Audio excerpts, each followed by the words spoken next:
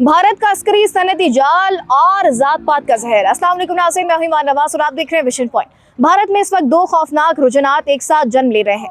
एक टेक्नोलॉजी के नाम पर जंगी जुनून और दूसरा फौज के अंदर जात पात का जहर।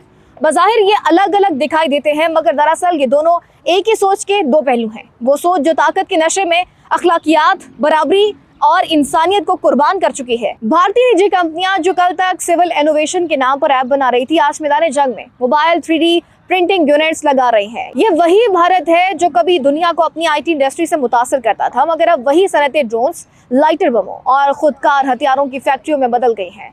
हुकूमत मोदी ने इन स्टार्टअप्स को हुबुल वतनी के कवर में छुपाकर दरअसल एक नई जंगी सनती नेटवर्क में जम कर दिया है। अब सोचिए, जब कंटेनर्स में रखे छोटे प्रिंटिंग यूनिट्स बॉर्डर के करीब जाकर ही ड्रोन्स बना और मुरम्मत कर सकें, तो जंग का फासला, वक्त और सोच सब खत्म हो जाते हैं।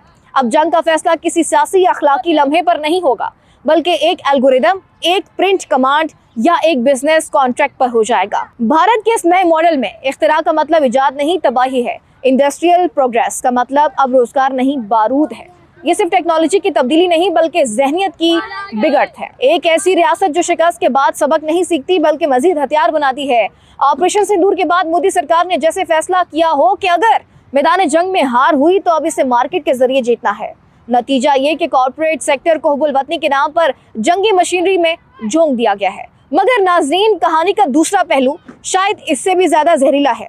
फौज के अंदर वो तासुब, वो ऊंच नीच जो आज भी जात पात के निजाम से बाहर नहीं निकल सका। राहुल गांधी ने कहा कि फौज सिर्फ 10% तबके का कंट्रोल है। कोई सियासी जुमला नहीं, एक तल्ख हकीकत है। भारतीय फौज के आला अफसरान में ज्यादातर वही ब्राह्मण, राजपूत या आला हिंदू जातों के लोग हैं जिन्हें सदियों से इक्तदार की आदत रही है, जबकि निचली जातों, दर्ज फहरिस्त जातों और पसमानदा तबकात को अब भी वही छोटे, निचले या गैर जंगी ओहदे दिए जाते हैं। ये वो फौज है जो दुनिया के सामने खुद को सेकुलर फोर्स के तौर पर पेश करती है, मगर इसके अंदर का निज़ाम जात पात की बुनियाद पर बटा हुआ है।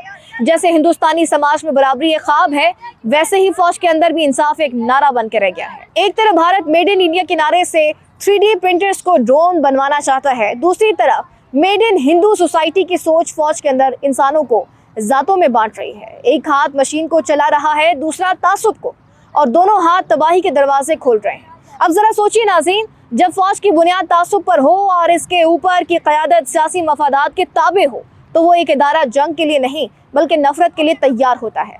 भारत का यह अस्करी ढांचा अब एक ऐसे मकाम पर है जहां टेक्नोलॉजी ने अखलाकियात को बदल दिया है और जात पात ने मेरिट। आज भारत के लैब्स में प्रिंटर्स चल रहे हैं, मगर दरअसल उनके नीचे इंसानी एहसासात जल रहे हैं।